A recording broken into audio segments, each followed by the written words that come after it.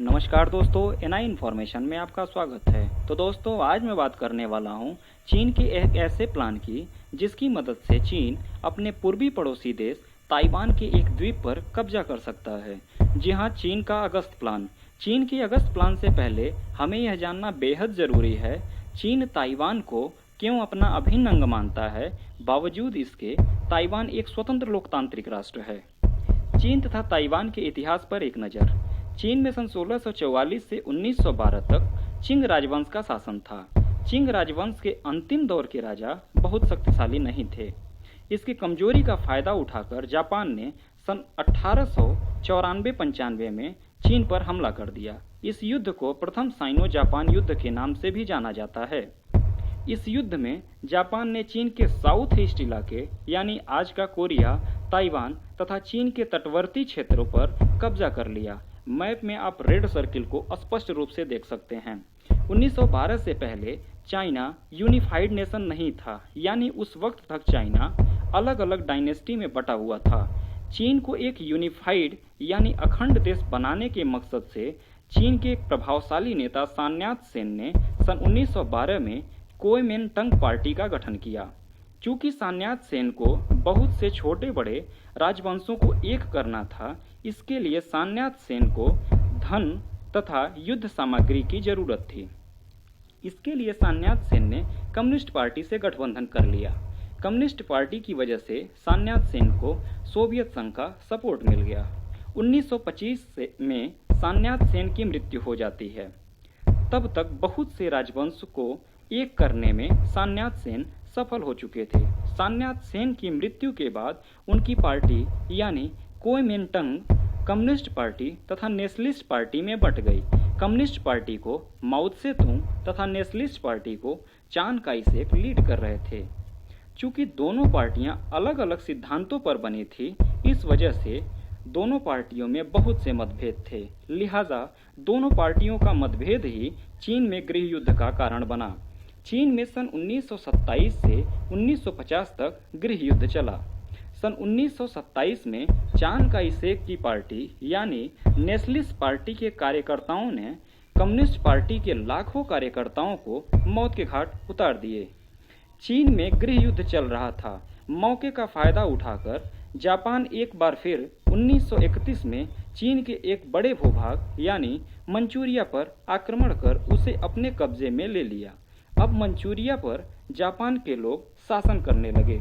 Japan के इस आक्रमण के बाद माओ त्से-तुंग तथा चांग काई-शेक यानी नेशनलिस्ट पार्टी तथा कम्युनिस्ट पार्टियों को अपने अस्तित्व पर खतरे का डर सताने लगा। लिहाजा दोनों पार्टियां एक साथ होकर जापान से मुकाबला करने के लिए सहमत हुए। इसका जापान के हमले पर कोई खास प्रभाव नहीं पड़ा। जापान ने चीन पर एक बार फिर 1937 में आक्रमण कर दिया।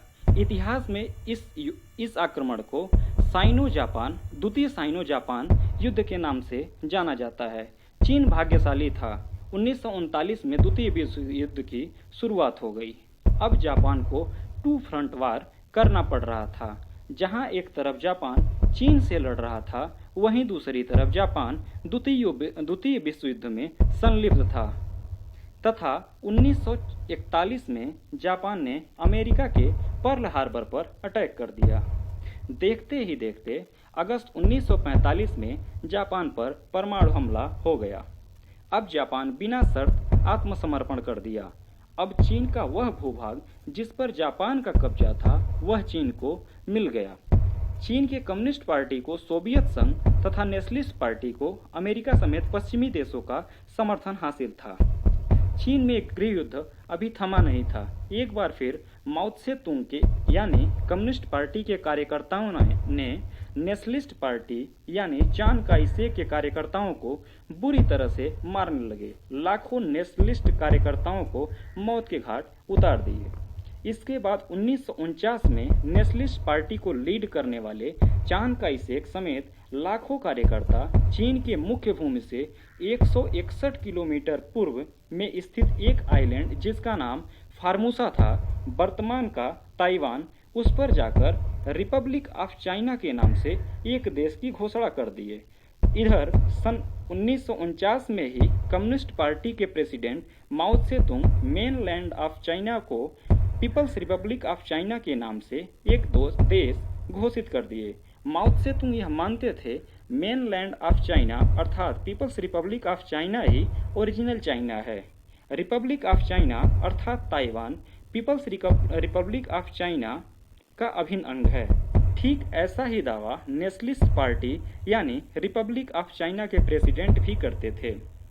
यूनाइटेड नेशन में 1971 तक रिपब्लिक ऑफ चाइना यानी ताइवान को ही ओरिजिनल चाइना का दर्जा मिला था, लेकिन 1971 में भारत तथा सोवियत संघ के साझा प्रयासों से ताइवान अर्थात रिपब्लिक ऑफ चाइना से ओरिजिनल चाइना का स्टेटस छीनकर पीपल्स रिपब्लिक ऑफ चाइना को ओरिजिनल चाइना का स्टेटस दे दिया गया। विश्व के अधिकांश देश इंक्लूडिंग इंडिया ताइवान को एक देश की मान्यता नहीं देते हैं, लेकिन विश्व के 22 ऐसे देश हैं जो ताइवान को एक देश की मान्यता देते हैं।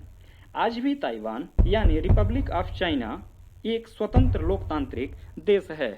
अब बात कर लेते हैं चाइना के अगस्त प्लान की, जिसका जिक्र हमने वीडियो के स्टार्टिंग में किया था।